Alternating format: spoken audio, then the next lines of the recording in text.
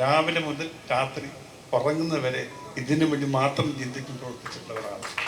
അതിനു വേണ്ടി അതുകൊണ്ടാണ് ഈ പടം ഈ രീതിയിലായത്. അവസാന ഘട്ടം ഞാൻ ചോദിച്ചു, പൃഥ്വിരാജ് ഞാൻ പടം എടുക്കുമ്പോൾ നിങ്ങളുടെ അഭിപ്രായം എന്താ? 100% സക്സസ്. അതാണ് അയാളുടെ കോൺഫിഡൻസ് ആണ്. സാധാരണ ഒരു ഡയറക്ടർ അങ്ങനെ പറയാറില്ല, പക്ഷേ അതും പറഞ്ഞു. 40-40 വർഷമായി ഞാൻ ഈ സിനിമാ ഫീൽഡിലൊക്കെ പ്രവർത്തിക്കാനും കാണാനൊക്കെ ആരംഭിച്ചിട്ടുണ്ട്. എന്നാൽ ഇതുവരെ ഇങ്ങനൊരു പടത്തിന് വേണ്ടി ഇത്ര പ്രത്യാശയോടും പ്രതീക്ഷയോടും കാത്തിരുന്ന് ജനങ്ങൾ കാത്തിരിക്കുന്ന ഒരു പടം ഇതുവരെ ഉണ്ടായിട്ടുണ്ടോ, മലയാളത്തിൽ ഉണ്ടായിട്ടുണ്ടോ എന്ന് ആ കാര്യത്തിൽ ഞാൻ എൻ്റെ ഇതിലെ പ്രൊഡ്യൂസർ നമ്മുടെ ആൻ്റണിയെ ഞാൻ അനുമോദിക്കുകയാണ്.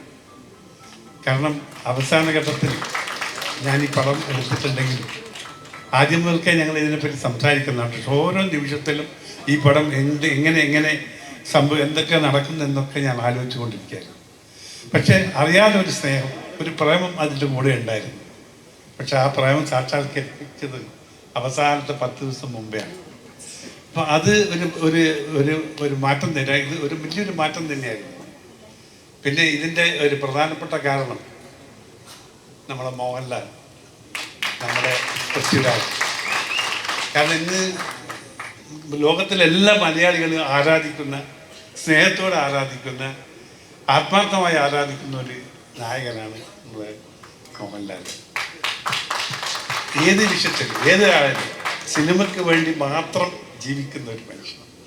കലാപരമായി ഇങ്ങനെയുള്ള ഓൾ ഇൻ ഓൾ ഏത് വേഷത്തിലായാലും അഭിനയിച്ച് ഏറ്റവും നല്ല കയ്യടി വാങ്ങിക്കാൻ പറ്റുന്ന ഒരു വ്യക്തിത്വത്തിൻ്റെ ഉടമ. ഞാൻ അദ്ദേഹത്തെ ബഹുമാനിക്കുന്നു, സ്നേഹിക്കുന്നു. ആ ആരാധനയാണ് ഈ പടം ഞാൻ അവസാനമാകുന്നതിൽ എടുക്കാനുള്ള ഒരു പ്രധാനപ്പെട്ട കാരണം.